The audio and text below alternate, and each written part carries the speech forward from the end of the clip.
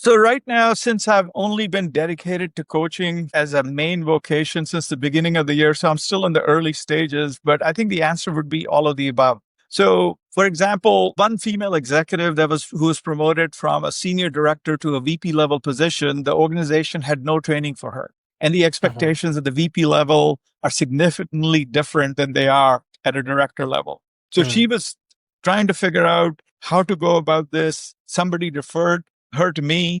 We had a good conversation. And then I ended up coaching her for the better part of 2 years. Welcome to Career Coaching Secrets, the podcast where we talk with successful career coaches on how they built their success and the hard lessons they learned along the way. My name is Davis Nguyen, and I'm the founder of Purple Circle, where we help career coaches scale their business to $100,000 years, $100,000 months, and even $100,000 weeks. Before Purple Circle, I've grown several 7- and 8-figure career coaching businesses myself, and have been a consultant at 2 career coaching businesses that are doing over $100 million each. Whether you're an established coach or building your practice for the first time, you'll discover the secrets to elevating your coaching business.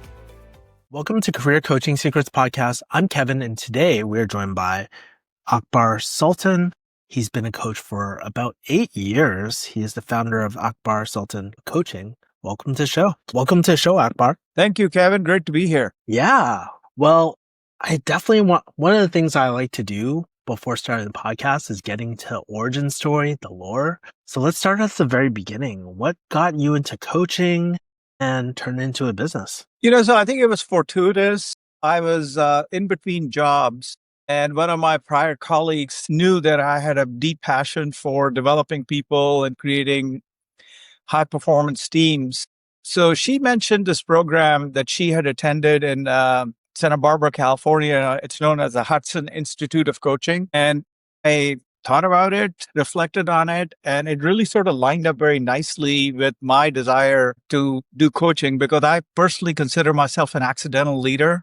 There was no formal coaching on how I sort of went through my career. So I had this desire to do this intentionally. So I went through the interview process, a selection process with the Hudson Institute. I was selected, and I did that sort of as a side hustle for 7 years, off hours, mornings, evenings, weekends. And then earlier this year, I decided to make it my main vocation.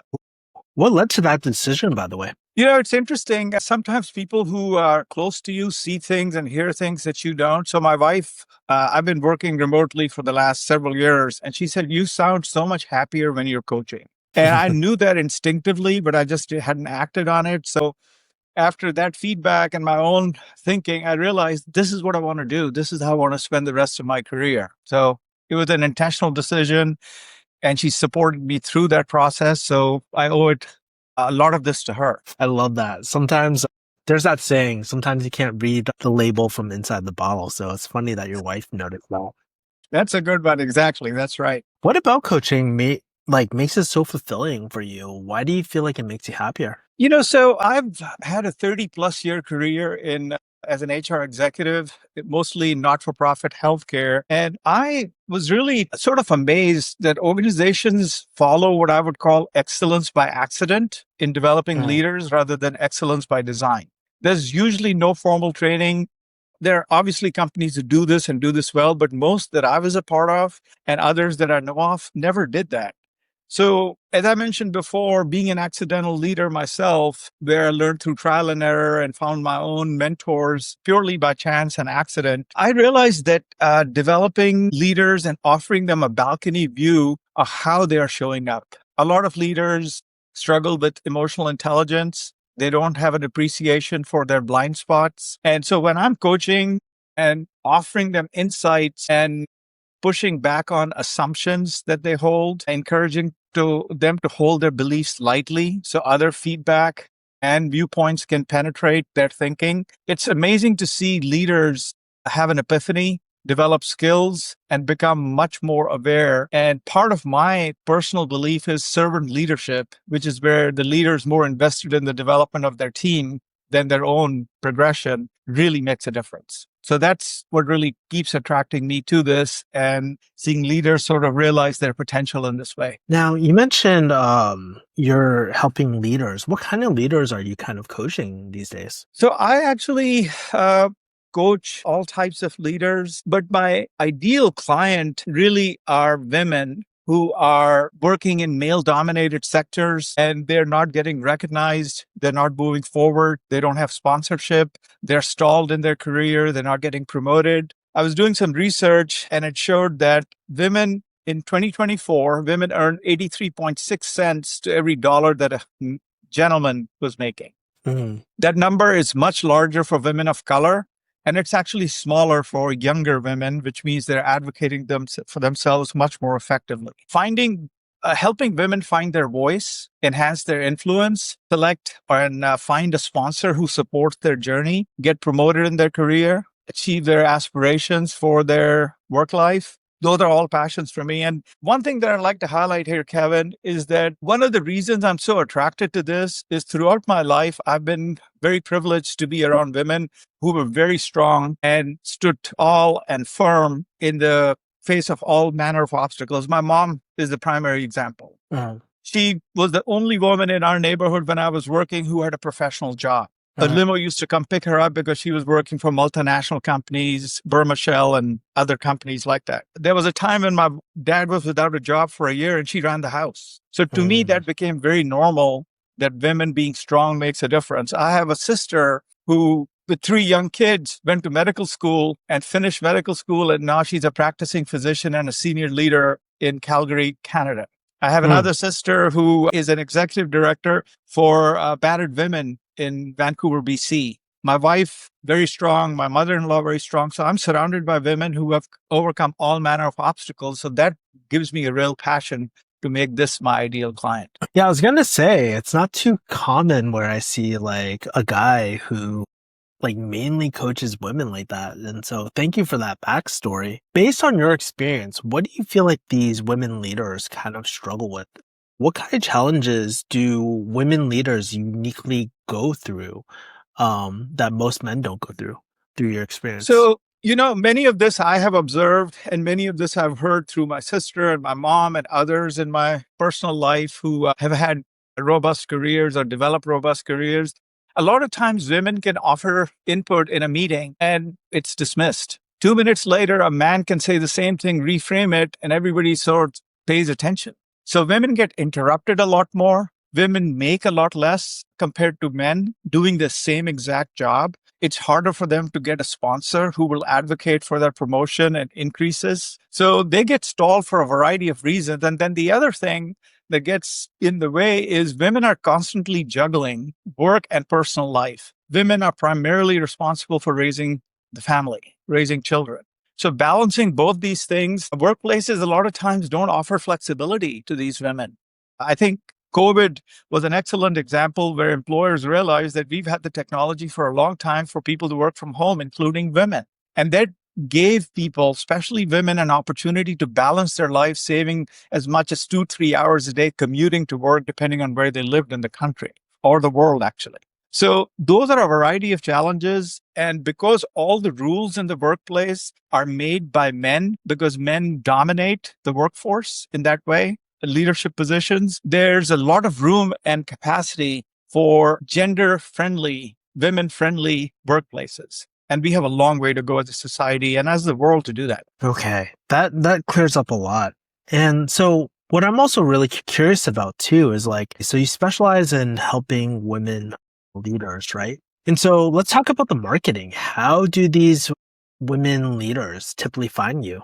So I certainly coach men, male executives as well. But like I said, if I were to identify an ideal client, it happens to be women. So I do a couple of things. One is that I'm soliciting candidates independently for one-on-one coaching through LinkedIn. I'm very active on that platform. I write a lot of articles. I respond to a lot of posts. And then lately, I've started partnering with female coaches and female leaders. And I'm trying to do joint podcasts, joint presentations, and present myself as an ally that I am. Because I certainly can't know all the things they go through. I have a deep appreciation for their experience because of my own personal life that I was talking about.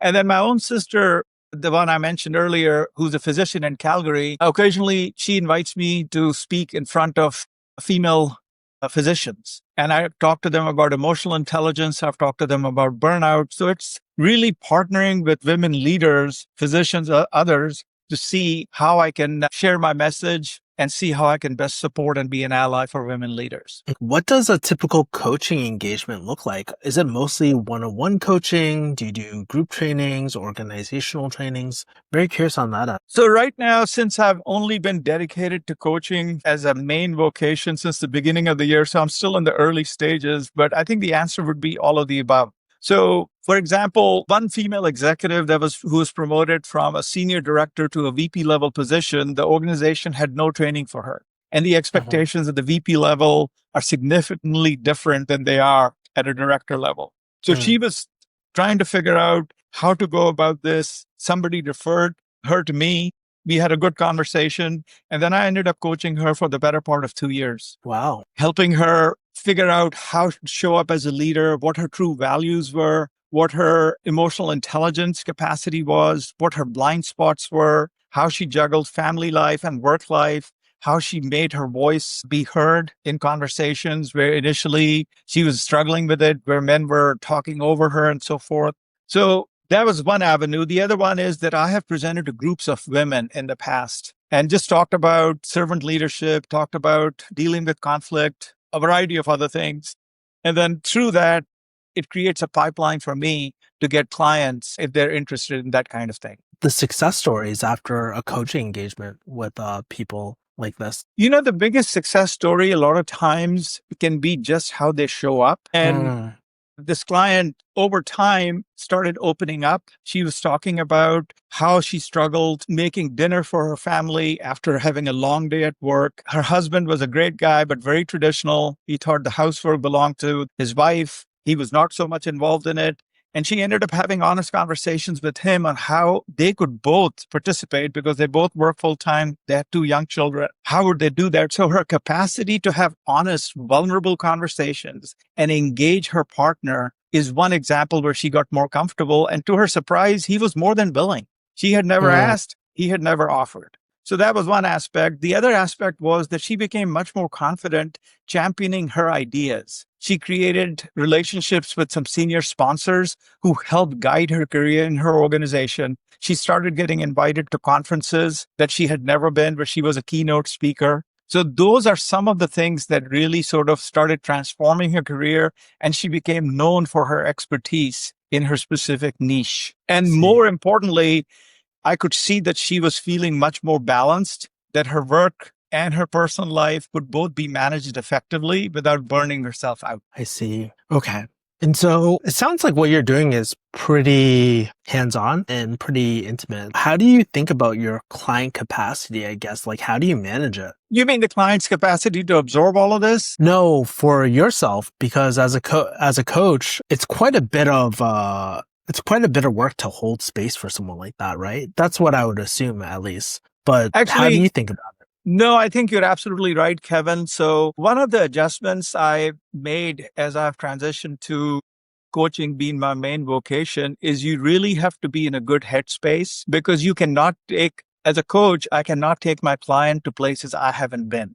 So that means centering, doing yoga, meditation, and making sure that you're always creating space for the client. And there are times when the client may need to pull back. There are times when I can feel my own emotion rising depending on the topic they're talking about, because there is a cross connection here in the struggles I've seen women in my life go through and some of these struggles I hear women share with me.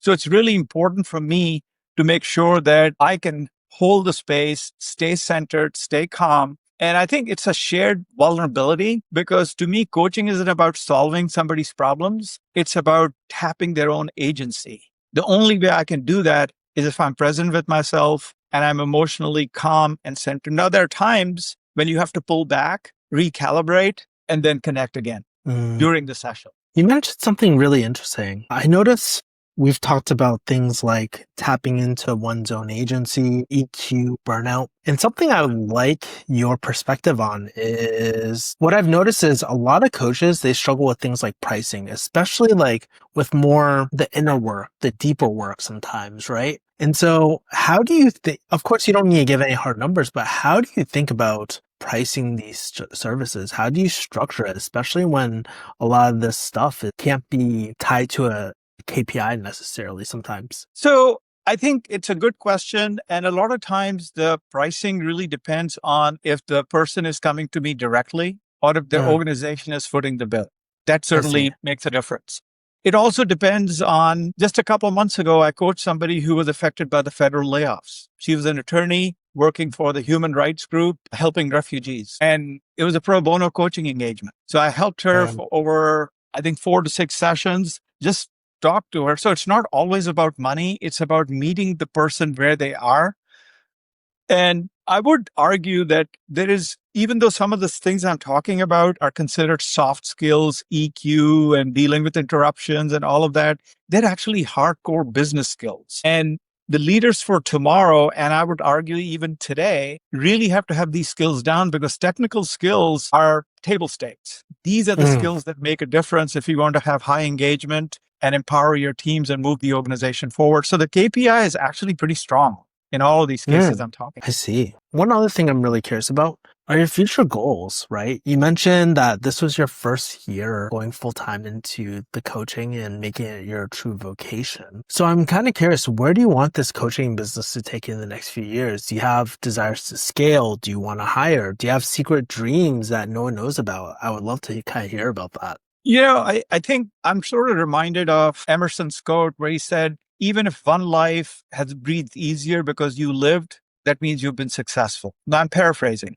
So my goal for this endeavor is obviously all of us need to make money to pay our bills and support retirement and so forth. But my major goal at this stage of my career is to support primarily women find their voice and be successful and all the things we talked about. So part of my view for the next 1 to 3 years is really launching a podcast. I'm working with a female coach who is really deeply engaged in empowering women. And both of us see that there's a cross connection between what I'm trying to do and what she's doing. So we talked about launching a podcast. I'm also thinking of doing monthly webinars on a variety of topics, finding a sponsor, dealing with conflict in the workplace, servant leadership, emotional intelligence, how to find your voice, how to deal with interruptions, how to manage conflict with grace, all those things. I've written several articles for LinkedIn. I want to continue to do that. I want to get more active on posting. And then on a side note, I'm also thinking of pursuing speaking engagements. I get them off and on. And my aspiration is to be a TEDx speaker someday. Now, that's quite a bit. And so I'm kind of curious, like, as you're thinking about these goals or these yourself. You know, one of the biggest challenges, Kevin, is that having worked as an HR leader for so many years, my life was very structured, 50 plus hours a week, back-to-back meetings, and so on and so forth. Now I have more capacity in terms of time. Very few coaches will coach 40 hours a week. They usually supplement that with speaking or webinars and so on and so forth. So my sort of learning opportunity here is, how do I structure my time? Of all the things I mentioned, which of these rises to the top of the pile in terms of my passion? What will it take to do that? There are logistical, technical, variety of things you have to navigate. And I'm very blessed. I've found fellow coaches and organizational development leaders who I've known through my career who are helping me through some of these stages. So pacing myself, because this isn't about working all the time, it's also creating that mental capacity that you were talking about. Like, how can I be present for my clients when the conversations can be so intense occasionally? So it's really a balance between engaging in this work with all my heart and giving myself time for hikes with my wife and my dog, reading, yoga, meditation, all of that. And I'm also really curious, do you have plans on like hiring people, or do you like keeping it really intimate where you're part of the work mostly? You know, I really like engaging at a deeper level. So the hiring that I would probably do is probably going to be more in line with that partnership I was talking about with this fellow coach, where we may do a podcast together. I am thinking of maybe hiring a virtual assistant to start looking at some of the technologies I'm thinking of, because that's not a good use of time for me. If somebody can actually do the research and figure that logistics out, that certainly would help. So I'm actually talking to somebody next week that's been recommended to me as a virtual assistant. Sure. It's through the lens of business investments because, like you said, you're thinking about hiring a VA. And as you know, a lot of coaches, a lot of entrepreneurs, we invest to things like coaching, training, marketing, team members, right? A lot of different things. The laundry list goes forever, right? And so what I'd like to do is kind of what I want to do is prompt you a phrase and you just tell me the first thing that comes to mind. It's kind of like the psychologist, like pretend I'm a psychologist and you're sitting in the chair and you're just Okay. like sharing the first thing that comes to mind. And if there's a story behind it, I would love to hear it. I'm going to prompt you 4 things. Okay. Okay. First business investment you ever remember making. Business investment. Launching my website How long ago was that? 8 years ago. Okay. Last business investment you made, most recent. I just figured out, I was contacted by this group called Digital Mentors. And part of my learning through my journey, especially this year, that I'm more dedicated to coaching, is that even though I have a high degree of passion to have these conversations and go deep into coaching, you still have to know the logistics of running a business. And I've been in corporate America for the bulk of my career. I've never had to run a business of that nature. So Digital Mentors was recommended to me. And they actually help you identify your ideal client, your passion, how to market, how to tap leads, how to create automated workflows, because that's the part that I wasn't aware of and is absolutely essential if I'm going to grow this business. So that's the latest investment I've made. Okay, these might overlap a little bit, but best business investment you made. First thing that comes to mind. Best business investment I've made? Yes, best business investment you made. Digital Mentors by far. Love it. Okay, last one. I know there's always a silver lining, but what's the worst business investment that you made that you kind of wish you got your money back? I started advertising on Google 7 or 8 years ago. And for this type of business, it was not productive. And I didn't realize it probably 2-3 years later because I was working a regular job. I was doing this as a side hustle. And after a while, I was like, what's the return here? And there was hardly any. So that was money lost, but also a lesson learned. Coaching is a much more intimate business through referrals and other pieces. So that avenue is very productive for other types of businesses. It wasn't for mine. As you're sharing these stories, I'm sure there's certain memories that comes up for you. I guess like if you look back, how has your decision-making process changed, if at all, in what to invest in and what not to invest in? So I think the work with Digital Mentors has really focused me because they asked me who my ideal client was, and women obviously jumped to the top for me. But right below that would be leaders who don't have a good peripheral view on how they show up, how people see them. The other group would be emotional intelligence that's lacking, and they don't have an understanding that it's missing or it's an area of enhancement for them. So those things really come to mind for me as I go deeper into this and create capacity and time for each of these client types. Last game I want to play with you. It's called Overrated, Underrated. And so as a business owner, a coach, you've probably gotten a lot of advice. Some of it was good, some of it was bad, probably some of it solicited, probably like most of it unsolicited. So I'm very, very curious, like what's the most overrated piece of business advice you've gotten so far? What's the most underrated? So I think Google's advertising was something that was recommended to me very highly. And again, that person was well-intentioned. They were just in a different type of business. So it was not worthwhile for me, as I mentioned. The best piece of advice I actually got was when I was going through the Hudson Institute of Coaching, and one of the senior coaches over there who was part of the faculty really talked about going deep within and really understanding where you're coming from and holding space for the client. Some of what you and I were talking about earlier. And that advice, because part of what sort of was a conundrum for me when I started coaching formally. I've been supporting people and developing people for the bulk of my career. But coaching officially was different in that sense that you don't give advice. Consultants give advice. Coaches actually help you get to your own answer because the assumption is the client has agency and is resourceful enough to solve their own problem. So they're not there for you to solve their problem. They're there for you to help them understand what's getting in their way. So this coach helped me understand that. And he said, the experience you have is going to come in very handy, but you need to step back and lead from behind. You're not there to provide answers. Very wise advice. I think a lot of people forget the difference between coaching and consulting, and you hit on the head. Last question for you. How can people find you and connect with you? Akbar Sultan Coaching, AKBARSULTAN coaching.com. And I'm also very active on LinkedIn. So they can certainly find me through that. And on my website are client interest forms. I also have Calendly if people want to schedule time. So those are all the ways people can reach me. Akbar, as we're speaking, it's kind of funny how you mentioned you are an accidental leader.